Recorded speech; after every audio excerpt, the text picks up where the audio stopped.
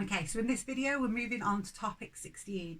So you're going to need your topic 16 notes and your first PowerPoint for topic 16 as well. I'm going to take you through the PowerPoint. Again, we're going to do activities, so I'm going to ask you to stop and have some paper and pen handy to have a go at some of the tasks as we start this new topic. This is our last topic in the Year 12 material. Okay, we are going to be doing another stats section next week. I've decided to leave the correlation coefficient just until next week to give people a little bit more time on the t-test if you need some extra help. Thursday's tutorial will be on some additional material that I've set at the back of this video, but if anyone has any questions or wants to cover any other topics, you can always email me as well if you need some extra help with the t-test material. Okay, right, so let's get started on topic 16. Make sure you've got your student notes to hand and let's get cracking. Okay, so your first task then is on some paper in front of you to have a go at defining these key terms that you should know from last topic. So can you define for me species, interspecific variation, intraspecific variation and evolution? So pause here and give it a go and then I'll go through. Okay, so you should have completed that task. So I'm going to go through the answers now. So species is an incredibly important definition. So this is individuals of the same group that can, and this is the important bit, can interbreed and produce fertile offspring. So my two doggies in the picture are defined as being in the same species, believe it or not, because they can be interbred, although might need some assistance, and produce fertile offspring. So then we had interspecific variation, intraspecific variation. So interspecific variation were differences between different species groups, whereas intraspecific variation, we said, was differences between individuals of the same species. Okay, so these are differences in characteristics and traits of individuals of the same species. And then finally, evolution. Well, that is changes within a species over a long period of time due to variation. So we need some mutations to produce variation in the population, and then some selection, some natural selection, some change in the environment or some selection pressure acting on the population. Okay, so moving then into topic 16. Okay, so we're moving into topic 16. Now topic 16 is the last topic of year 12 material. Okay, so when we've covered the whole of topic 16, that will mean we've covered everything that is accessible for paper 1. This topic is made up of kind of 3 parts. Biodiversity first of all, and then classification of species, taxonomy, and also then differences between species. So I'll look at intraspecific variation. So we're actually going to start with this bit of the spec here, which is biodiversity within a community, and we're just going to concentrate on that for this week. Okay, and then we're going to come back to the other parts of the specification. So you're actually working from page 1 in your keynotes and following me through, and I will come back to them as we go. Okay, so now we've got our definitions, we're going to start to introduce some more. Okay, so biodiversity is today's topic, and biodiversity actually has got 3 parts. If you look in all the textbooks and you look in all the revision guides, it will say that biodiversity is made up of 3 things: the number of species of plants and animals, but also the genetic diversity within and between these species, and the different ecosystems of which they're part, things like the rainforest, tundra, desert. So when people talk about biodiversity, they're generally talking about all of these three things, okay? Unless, of course, you're an AQA examiner. Because on AQA, they've kind of said that they are wanting us, when asked about biodiversity, not to completely forget about the other things, but to focus our minds on it being a measurement of the number of species of plants and animals in an area. Okay, so it still does include the genetic diversity between and within species, and it still does include all the different ecosystems, but what we will be measuring in a community as a measure of biodiversity is always the number of species of plants and animals. Okay, so in your definition, in your keynotes, our AQA definition, biodiversity has two parts to it. It's all about making it measurable. It's not just the number of different species, but we've added into it, not just the number, we've added into it also it's the number of individuals of each species within one community. So when AQA is talking about biodiversity, they're talking about a measurable value we can place on biodiversity by counting the number of different species and the number of individuals of each of those species in that community. And that's a measurable value of biodiversity which reflects all the parts of biodiversity. So it would be reflective of all these other parts as well. Okay, so to understand that definition, we do need to know what a community is. Okay, so this is a nice picture that depicts a community at a coral reef. Okay, so the community would include all the living organisms that live in that habitat. Okay, so that's all the different species.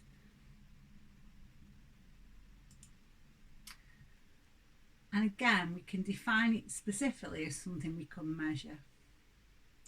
So a community is all the individuals, so we count all the individuals of all the different species that live together, so that are in the same habitat, the same place, at the same time. Okay, so if you use the word habitat, that's the place where the organism lives within the ecosystem. So what we're saying is this community, it's all the individuals of all the different species of fish and all the other sponges, etc., that are living together on this coral reef at this moment in time. And that's a measurable community. Okay, so that's what we define as our community. So how biodiverse that community is down to how many different kinds of species are present, but also the number of individuals of each of those species. Okay, one last definition. So, species diversity, we said, is made up of two parts: the number of different species and the number of individuals of each species. And that's measurable. But it does take quite a long time to take those measurements because we need to know how many of each individual of each species are present in the community. So sometimes we do take a measurement which takes a lot less time to take, which is one called species richness. And species richness is just a measurement of the number of different species in the community. For that measure, you just need to count up how many different species you have. Okay, so it doesn't give you a true idea of biodiversity, but it gives you a taste or something you can compare that wouldn't take as long. So you could compare two coral reefs communities for their species richness and find one to have fewer species and to be lower in species richness than the next. Okay. Right, so we're going to have a look now at this community of plants. Okay, so what the examiner likes to do is to play with those definitions and ask you to define them and calculate things that show you understand what they are. So this has been quite a common question on the new spec. They give you a data set and they say, what is the species richness of this community? So if we go back, just remind ourselves that species richness is simply a measure of the number of different species. How would we give the examiner an answer here? Okay, so you have a look, what answer would you give? Okay, so I'm hoping 7. It's got a species richness of 7 because there are 7 plant species listed. So I've gone with the information the examiner's given me. There are 7 different species of plants in that community, therefore it has a species richness of 7. Okay, so that allows us to compare species richness in different areas by just knowing how many of different species are present. But this data you can say we've been given also includes the number of individuals of each species. So it allows us to now calculate biodiversity as well, because biodiversity was not just how many different species there are, but how many individuals of each species there are. Okay. Now, before we do that, I want to think about why we do. Okay. So, do you think species richness is a good measure of biodiversity? So if I was going to use species richness and say that field or that community has got 7 plant species, therefore it is more biodiverse than that field over there that's got 5 species of plant present. Is there any problem, do you think, with that? So think about what species richness does not take into account. Okay, so I'm hoping you got an answer for me. So, species richness measures the number of species only. Okay, in some ecosystems, some species are only present in very small numbers. Would they count in the same way proportionally to others with larger numbers? Exactly. So that's why when we're doing these comparisons, biodiversity is a better way of making the comparisons, because it includes not just the number of species, but the number of individuals of each group of species, of each species too. Okay. And in your keynotes, if you have a look in your keynotes, okay, we've got a specific example here for you to follow and consider, okay? And that's to show you how data can kind of skew things if you don't use all the data. So you've got these 2 habitats, habitat X and habitat Y, okay? Now they have both got the same species richness. They both have got 5 species present. So they've got an equal species richness. Okay, but if you have a look at the number of individuals of each species, they are different. So actually the biodiversity of these 2 habitats is different. So let's have a look at how we can calculate the biodiversity. Okay, we use something called an index of diversity to calculate biodiversity. For this, we need the total number of organisms of all species. So that's the number we put on top here. Okay, so the total number of organisms of all species in my data table here for this group would be 50. Okay, so that's what I would be putting here, my big M. So from the top line of my index diversity calculation, this would read 50 times, and it's n minus 1, so 49. Okay, now the little n is the total number of organisms of a particular species, so for each one. So if I think about my species 1, my little n is 10. So I'd be doing little n 10 times 9. But I do that for each of those 5 species. So now having a look at our calculation.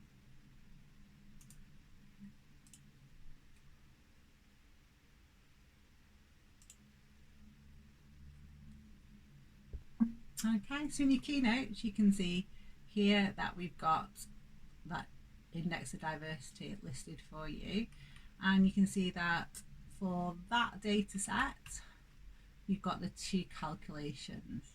So I'm going to show those up on the screen now and come back. Okay, so for habitat X, you can see that we've done for our n times n minus 1 in this column here, and it's the same for all of them because they all have 10 individuals. So 10 times 9, so 90, and it's the sum of those that goes on the bottom. Okay, on top, of course, that was the total number of all organisms of all species, so that was 50 times our 49. So we've got a diversity index of 5.44. Okay. If you have a look at Y, Y has got the same number of individuals of all species, but obviously it's different for each species. The number of individuals for each species is different. So for this first one, it was 3 times 2, so 6, then 5 times 4, 20, and so on. And then it's the sum of those, so that's what went on the bottom. So the diversity of this group, this habitat, this community is much lower, 1.8. Okay, so if we go back to the original data, what's influencing this biodiversity is that there are more of each individuals of each species. There's more of an equal number. That gives a higher biodiversity. So a habitat like this with a species richness of 5, the same as this habitat X, this other community, if we just use species richness, we would only be taking into account the number of species. And sometimes when you've got species present in small numbers, they negatively affect biodiversity. So in this case, bringing the biodiversity index number lower, okay? Because the index of diversity, the larger the value of D, the greater the diversity. So the lowest you can get is 1. And in this case, it showed that habitat X had the more biodiverse community. Okay.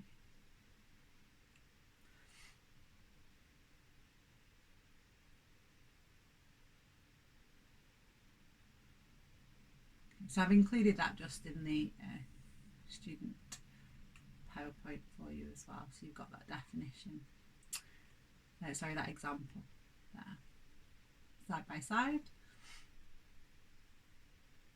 Okay, so what can we conclude about these 2 habitats now then from that data?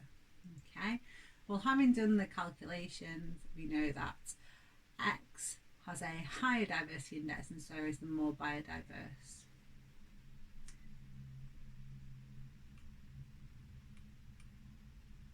Okay, right, so I would like you to have a little stop here and a bit of a review task. Okay, so on some paper in front of you, I want you to have a go now at giving me a definition of species diversity and calculating the index of diversity, showing you're working out for this community. Okay, and then explain why it's more useful to calculate a species diversity index rather than just species richness, rather than just recording the number of species present. Okay, so stop, have a go, and then we're going to review.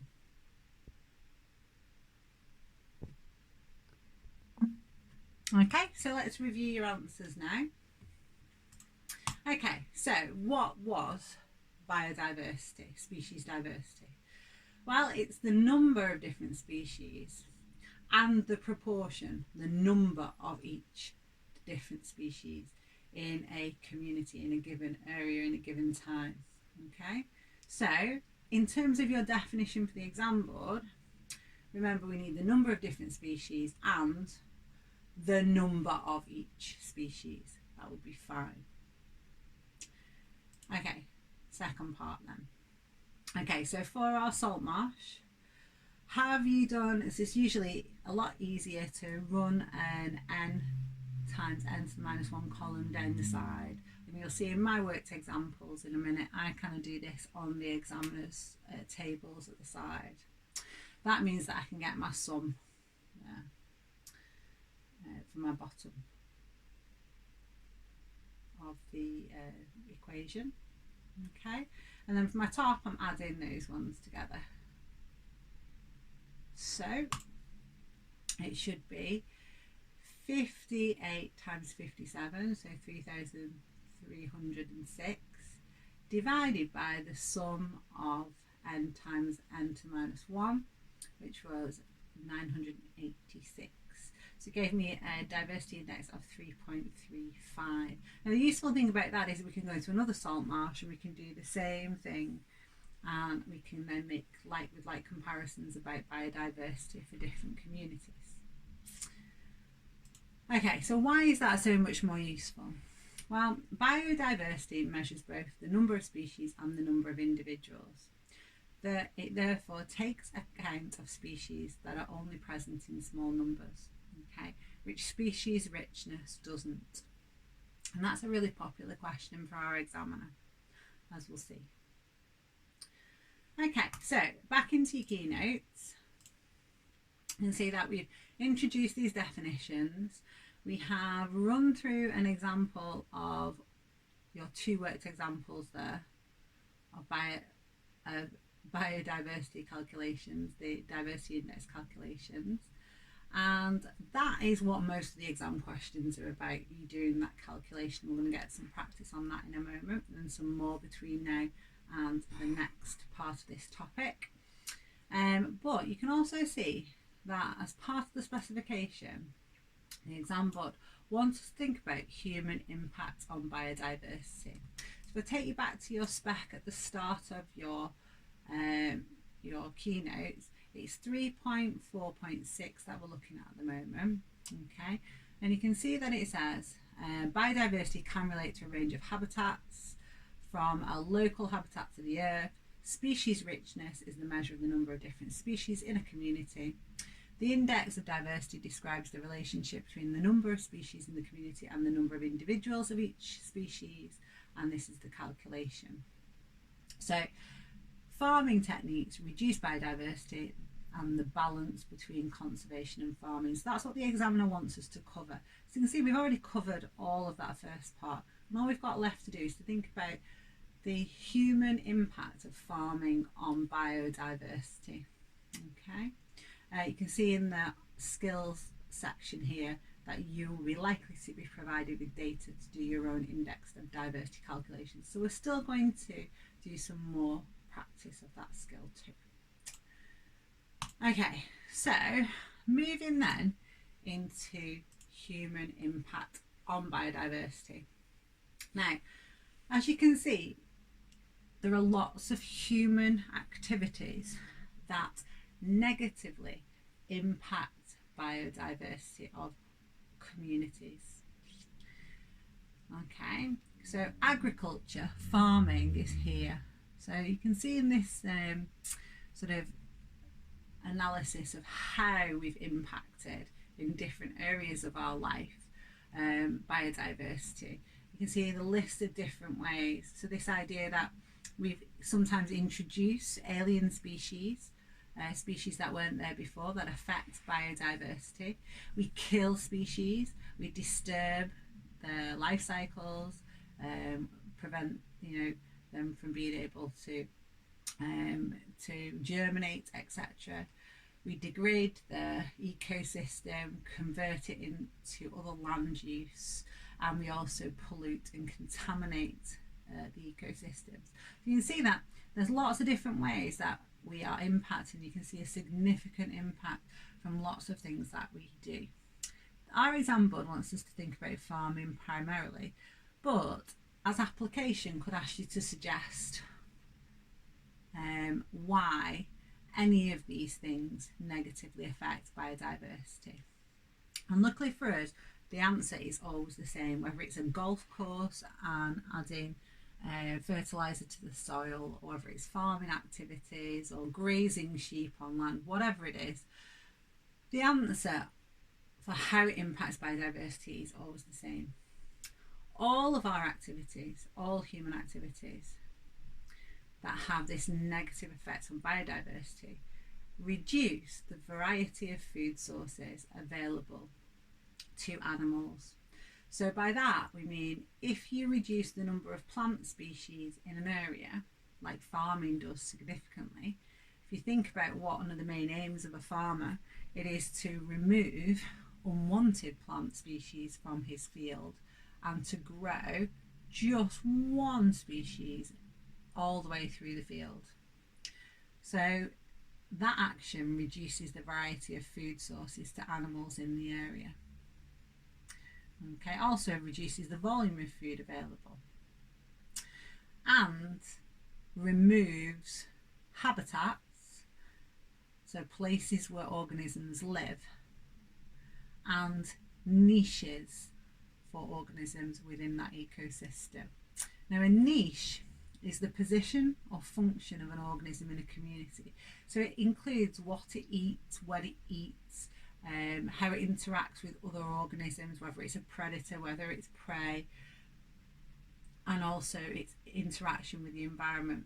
So all species occupy a unique niche in the ecosystem. Yeah?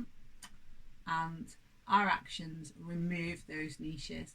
And if we remove an organism's niche, then it has no, we're removing its food, we're removing its habitat, has no place in that ecosystem anymore.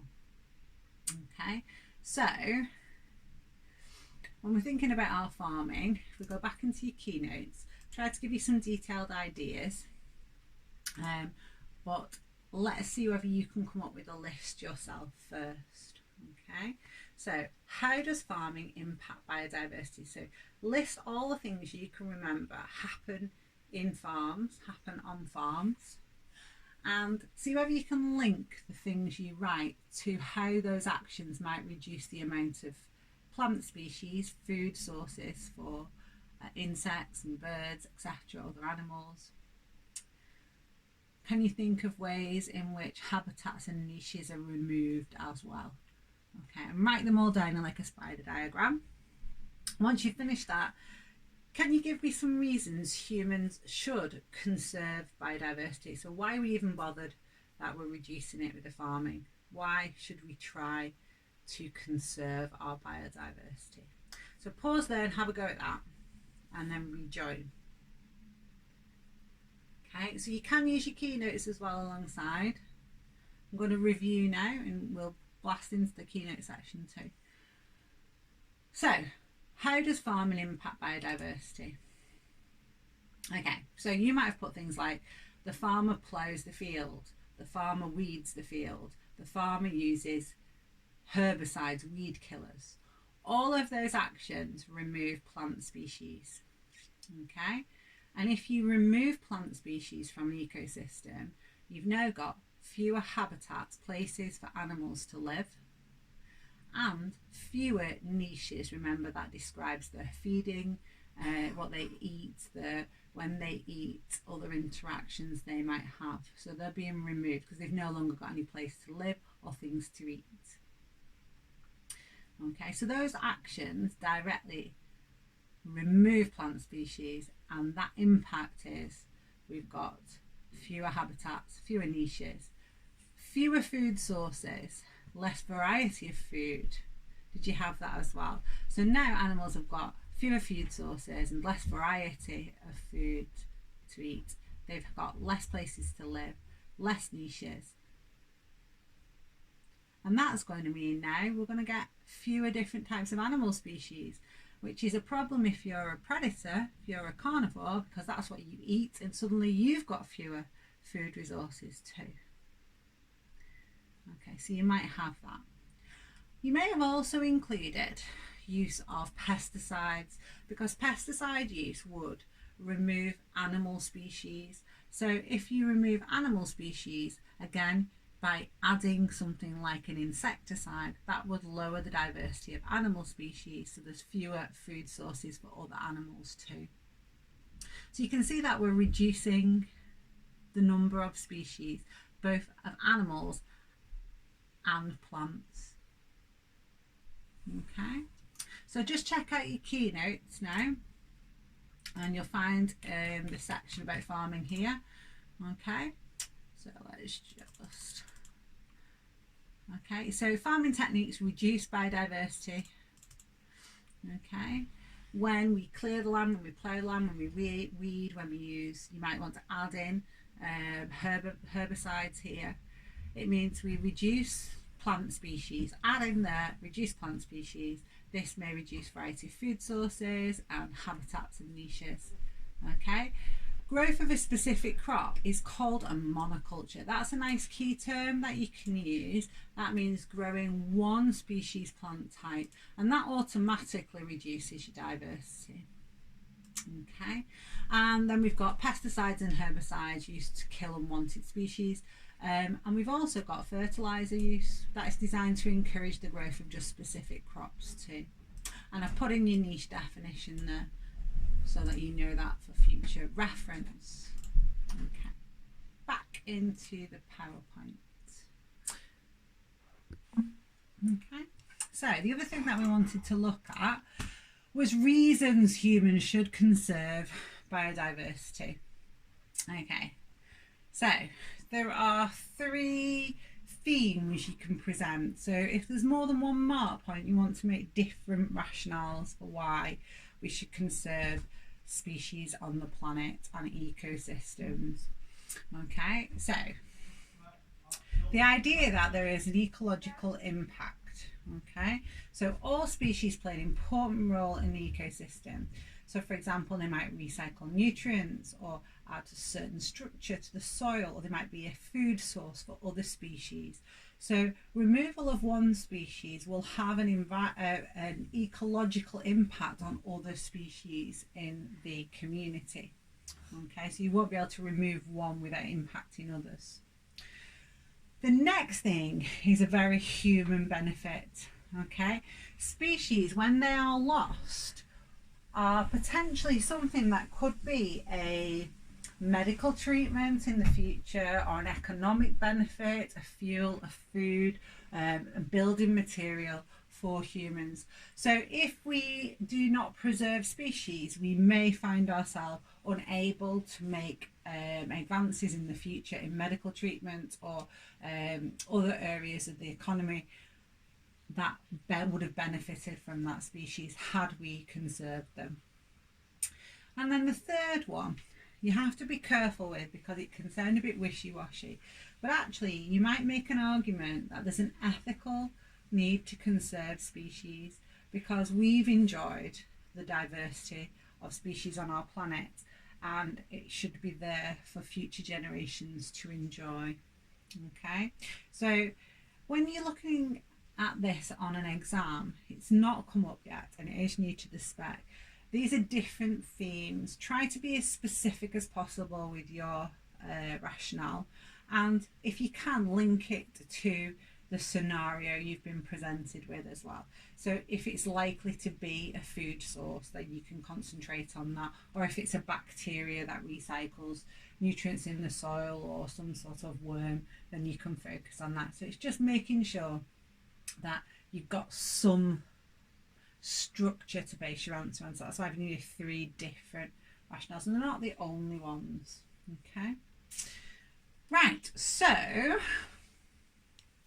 now it's time to practice. Okay, so we've got to complete questions 7 to 10 in the question pack. Now When you've completed those, okay, join me back for a review of those, okay? Or if you want to, you can do them alongside with me on the video, but I'm going to go through them now, okay? So you should either have completed them or at least completed question 7, and now we're going to go through question 7. Okay, so question 7, the first thing we've got to do is a diversity index calculation. So you can see I've done my n times n minus 1 for each of my species at the side of the table, and then I can do the sum of those for my 188, which goes underneath. Okay, what I did do was added this up wrong the first time I did it, but I corrected myself later on. So I always check I've done my additions, because I did it in my head and managed not to get the right answer the first time. So when I did it a second time, I've got 29 total number of all species times 28 on top. So that gave me a 4.32 diversity index and my 2 marks. So we just want to make sure you've done loads of practice of these so you feel really confident. They're literally 2 marks we want everybody to get on every single exam paper, and it has come up really frequently. It's something that links in to the ecology section in year 2 as well, so it's come up on the synoptic paper too. Okay, so 2 marks for the correct answer.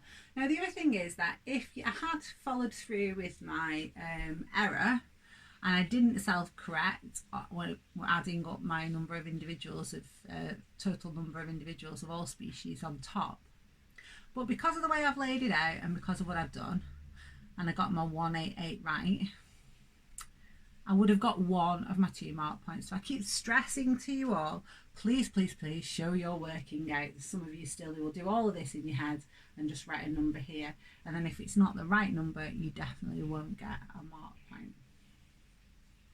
In terms of rounding up, it's perfectly reasonable to express this to 1 decimal place. Okay. Now, as I said, very common question here. I explain why it is more useful to calculate the index of diversity than to record only the number of species present. Okay, so it measures the number of individuals of each species and the number of each species. So it's the idea you've got to put in here that it's both number of individuals of each species and the number of species. So it's both parts. Therefore, it takes the size of the populations into account. Some population sizes are very small and they contribute less to biodiversity. So that's really important. Thinking back to Habitat Y, having those really, really low numbers of some populations had less of an impact on biodiversity. So it was making sure that's taken into account as well. So that's a good answer. Have a look at the mark scheme. First mark point measures the number of individuals of each species and the number of each species. And then the second mark point is some species are only present in small numbers. So they're picking that bit out as being the mark point, but really you should be explaining why, you know, that those small numbers don't contribute as much to biodiversity. And so that's why it's important to include the number of individuals as well as the number of species. Okay, part B. The demand for increased food production has led to areas of heath being used to grow wheat. So this is farming practices. Explain the effect of this on the diversity of plant species. So straight away I've gone, well, that will have decreased. I need to think of why.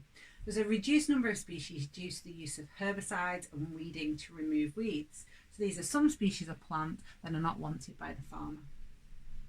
Now I've also used that keyword from your keynotes, and growth I think I should say, and growth of a monoculture. So that's many of one species. Okay, if you've got many of one species, that reduces your biodiversity right down, doesn't it? So, mark scheme. First mark, reduce to one crop. So that's that's that word monoculture. You'll get reduced the number of species down to one crop. So we're removing the heath, which was lots of different plant species, and we're planting wheat. Okay. Use of herbicides, weeding and ploughing. Okay, good. Right. And the third mark point was wheat is a better competitor for a named factor like light or nutrients. Okay, so it would outcompete any species from the heath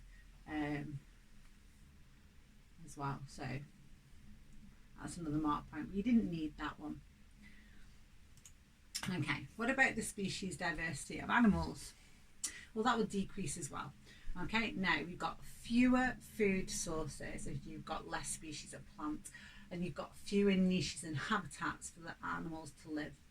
Some animals also are killed by the farmer as they're seen as pests, so they might use things like pesticides, insecticides. So they've got all their mark points. You can see we've got a reduction as there's less variety of food sources, a reduction as there's less habitats and niches, a reduction because of pesticides and chemicals. Now I have given that mark point. Some animals are killed by a farmer as seen as pests for that equivalent mark point. But I should have given a mark point here for fewer food sources anyway. Oh no, I know I haven't, because it said variety. So just point to self, guys. Make sure that you've got variety in here. I've taken that as implied chemical use, but I might not get that mark point as well. So maybe if I'd have said using pesticides and fewer food sources, fewer variety. Fewer food sources is less variety, Vicky. No, you can have that mark point. I've just taught myself it, but I've taught myself back into it. I can have that one, but maybe not that one. Okay, question 8. So if you haven't done question 8, give it a go first. So you're not just copying the answers. We want you to try and come up with your answers and then make them better if you need to. Okay, so I'm moving on to question 8 now. What information is required to calculate an index of diversity for a particular community? It's only one mark. We need the number of individuals of each species within the community. Okay, so we need to count the number of individuals of each species. Then we've got all the data we need to calculate an index of diversity. Part B. Farmers clear a tropical forest and grow crops instead. Explain how this causes the diversity of insects in the area to decrease. Same mark points again, you'll see. Remove food sources, habitats and niches for insects. Now remember, I'm having to relate this to the questions. They want me to talk about insects, okay? I said that is because plant species are removed from the area. So they clear the forest and they're removing the number of plant species present, okay? So we'd have less variety of food sources and a reduction in habitats and a reduction in niches. Okay, but at the same time, you can always get another mark point with these at the end of the mark scheme. If you say that all that happens for herbivore insects, so their numbers would reduce. And if there are less herbivore insects, that would reduce the food sources available to the carnivore species of insects as well. And so that would further reduce the diversity of insects in the area. So you can really kind of go to town and get extra mark points there. Okay, have a look at that mark scheme. So we've got a lower diversity of plant species, fewer plant species, less plant layers, less variety of plants. It's a forest, going from a forest to a field of crops. Fewer sources, types of food, feeding sites they would have accepted, so different variety, food variety is gone, reduced. Third mark point, fewer habitats and niches is always there. And 4, fewer species of herbivore, so fewer species of carnivore insects. Okay, and the final one, 5th, could have been pesticides, removal of the insects using pesticides, chemicals to kill them, also would reduce insect biodiversity. I just ran out of space. Okay, so we're going to move on to question 9 now. So if you haven't had a go at question 9, please do that before you go through it. Okay, we're going to go through it now. So the table shows the number of adult butterflies in 2 areas of the same tropical forest. In a logged area, some trees have been cut down for timber. In the virgin forest, no trees have been cut down. The 2 areas are the same size. Okay. First of all, they ask you to describe a method for finding the number of species of butterfly in the virgin forest. Okay. Now this is actually a method that we'll do in detail in our next topic, which is the first topic of year 13.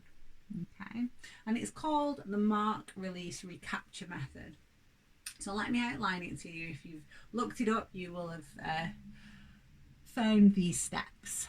Okay, so the first thing you would do, and I think possibly everybody will have said this in their answer, is you'll take a sample of the population using a butterfly net. So you pick some randomly selected sites, and then you would, the method is to sweep the net. You sweep the net repeatedly up and down that site, netting butterflies as you catch them, and identifying them and keeping them. Okay, so you capture a sample of butterflies in a way that doesn't harm them using a butterfly net. And then what you do is you mark them with something that won't affect the way they live their lives. So you wouldn't damage them anyway with that marking, you wouldn't make them more susceptible to predators, the paint you use mustn't be toxic. And then you return them to the environment. Okay, and then you give them enough time to redistribute, and you sample again.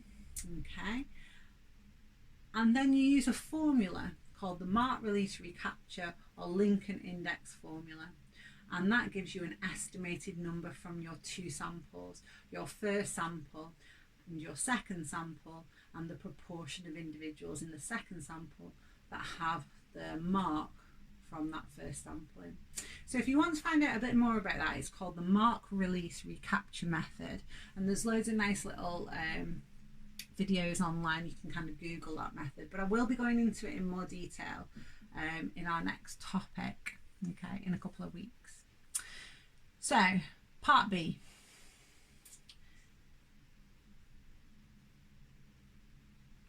Mark scheme's just there, sorry guys. Okay, part B. So now we're going to calculate the index of diversity for the virgin forest. So I just had to go back, and they did a lot of the legwork for me. If you look, they've done the n times n minus 1. Sometimes the examiner does this just to make it a bit more alien to you, so you kind of don't trust what they've given you and it confuses students, but actually they've done some of the work for you. Okay, so you've got your sum there for your virgin forest, so use sum there. Okay, so you're just using that data. So that was the sum of your n times n minus 1, and then on top you're just putting your total number of butterflies in the virgin forest times that number minus 1. So it was 3.12 for 2 marks. Okay, what does this table show about the effect of logging on the butterfly populations? Now, this is a new spec question, and for those 2 marks we need to work quite hard on the mark scheme. So I've gone back to my data and I've kind of gone, right, well, what's happening when you logged the forest? Some species dropped, yeah, most of them actually stayed about the same or increased. One kind of dropped off a little bit, but the big difference is this really dominant species in the virgin forest, its numbers were reduced, and it looks like that's had a positive impact for many of the other butterfly populations. So when I looked at that data, I was like, right, I'm going to calculate the index of diversity for the logged forest as well, and that gave me my first mark point. So I was like, well, it's actually got a higher diversity in the logged forest, believe it or not.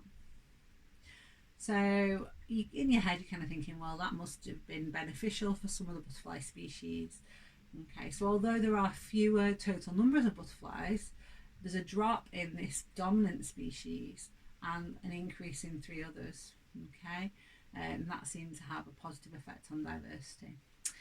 But there was a big drop for this one species, so it's a significant drop. So if we have a look at the mark schemes there, for that's part C, a decrease in the total number of butterflies. So you have to be careful because this was the community of butterflies, so you can't use the word population. A population is a reference to the number of individuals of one single species, whereas the community is all the individuals of all the species. Change in proportion of species an example, so I've done that for 2, and then an increased diversity in the logged, so I've done that as well. So it's just using the data, quoting different trends and patterns that you see. Okay. Okay, so moving on to question 10. So if you haven't, have a go at question 10 before we review it, and then join me back for question 10. Okay, so going through question 10 now. A student investigated the diversity of plants at several sites on a golf course. At each site, she took a large number of random samples. Now, I've been a bit cheeky here because I've just gone for what I've learned. So it says, explain the importance of taking a large number. I've said it makes the sample more representative. Explain the importance of taking them at random. I've said removes bias. Now, that has always allowed a mark point. What I'd just be cautious of is on the new specification at the end of year 2, I might need to say why a little bit more. Okay, makes the sample more representative because anomalies would have less of an effect. Removes bias because not deciding where to sample, so you don't overestimate or underestimate particular populations. But that is enough on this particular mark scheme, and it is a new mark scheme. Okay, so then another index of diversity calculation. So again, you can see I've done my n times n minus 1 for each of my species just alongside. Okay, and then I've done the sum of that for my bottom number, 216. And then for my top one, of course, I've had to add them all together, 36, and then take one away, so times 35. And my answer was 5.8. Okay, again, you can see you're getting your mark point for your sum of your n times n minus 1. So write out your working out just in case. Okay, so the golf course was surrounded by undeveloped grassland. Now this again makes students go, feels uncomfortable. We kind of always think that our impact is to reduce biodiversity, but there's lots of ways that by accident or design humans can increase biodiversity. Okay, you might be finding it close to where you live at the moment, because we no longer are maintaining or managing mowing the verges near the houses, etc. And we're getting near us anyway, lots of different types of areas emerging, because some of the grass is trampled on and some of it's really long and some bits are mowed by some people. So we've got a real sort of diversity of different plant species arising that wouldn't normally be there, and the impact of that is probably going to be an increased biodiversity of insects over this summer. Okay, so at this golf course, what they're trying to do is to get you to think about the action in the golf course of producing the course is actually increased the number of plant species, the different types of plant species that can grow there. So actually it's increased biodiversity. It seems to feel wrong, but this is how they've told you. Some areas have got very short grass that is cut frequently. Some areas of longer grass cut less frequently, and some areas of long grass and shrubs that are never cut. So that's compared to just grassland, where it would be just the same, treated just the same. Okay. The index of diversity for the insects on the golf course was higher than the surrounding underdeveloped grassland. Explain the effect of developing the golf course on the index of diversity. So why has it gone up? Okay, so you've got to think then, they've fed you some of the information here. By treating the different areas of grass in different ways, you're going to be selecting for different types of grass species, different types of plant species. So actually you've got a wider range of different plant species growing. So the student has said, all the different maintained areas provide more different habitats and niches for more plants species. Okay, so different places, different conditions. So that provides more food sources for animals, for the insects, more plants and more animal species. It's given us an increase in diversity of insects. This could have been done a bit better here. So more plant species means more food sources for the herbivore insects. More herbivore insects means there are more carnivore insects. So they could have done a little bit better there at the end. Let's have a look at the mark scheme. So we've got an increase in variety of plants, shrubs and grasses, more habitats, more niches, a greater variety of food sources, more food sources. So they have ticked off the main points on the mark scheme. Okay, so back out of our question pack now. Quick check on our introduction to this. Well, it's actually completion now of the biodiversity section of your keynotes for topic 16. Quick check. How do you check if two individuals are of the same species? I'm just looking at the question and going, doesn't make sense, that question. How do you check if two individuals of the group A, I will say, are the same species?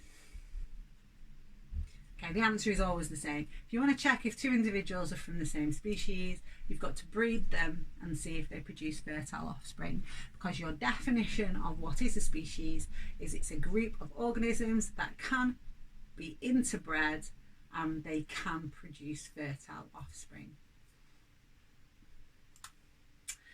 What is an index of diversity and how is it different, or how does it differ to a species richness measurement? Write your ideas down on a piece of paper in front of you quick. Okay, see what you can remember.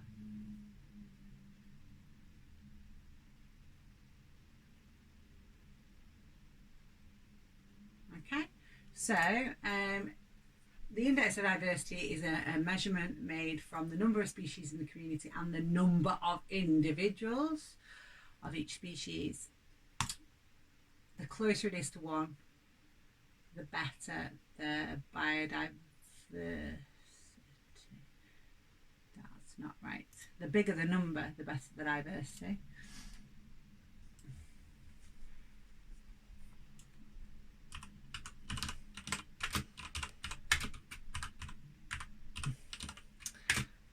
The bigger the number, the better the diversity. I'm hoping you got that right. And then finally, how does it differ to species richness? Species richness is just a measurement of the number of different species in the community. It does not take the number of individuals into account. And so for those small populations, those groups that are present in just low numbers, it doesn't count. It gives them sort of an equal weighting to those of larger numbers, and so it doesn't give a very good measure of biodiversity. Okay, let's have another go at calculating an index of diversity. Okay, so can you have a go for this one for me? Pause, because it'll give you enough time to do it, and then rejoin me.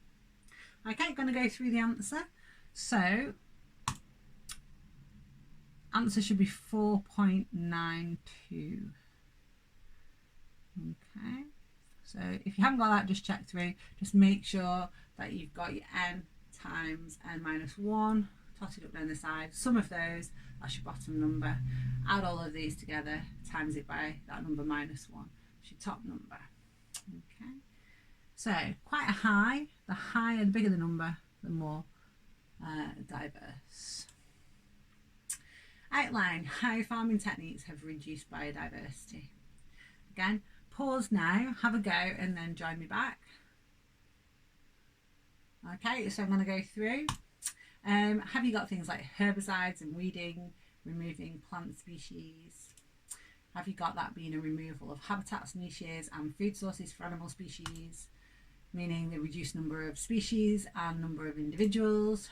Monocultures, have you managed to pop that word in? This idea will have one dominant crop species. That's going to reduce your plant species number significantly. Okay. And I'll give you insecticides. I thought I'd written it on as well. So insecticide use, reducing insect species numbers as the farmer uses pesticides on the crop as well. Right. Okay, so for this now then, where we're going to go next, you still got at the end of your student notes, you can now complete questions 1 to 5 because we've covered that material on biodiversity. And now I've set an extra set of biodiversity index practice calculations and questions because we've used them all up in the question pack, and that's for this Thursday's Teams tutorial at 3 o'clock. So I will be going through those in that tutorial time, as well as answering any other questions, and particularly if people want help with the t-test, the statistics, the standard deviation from before half term, I'll be happy to do that in the tutorial as well. Okay, right, so crack on with those next tasks.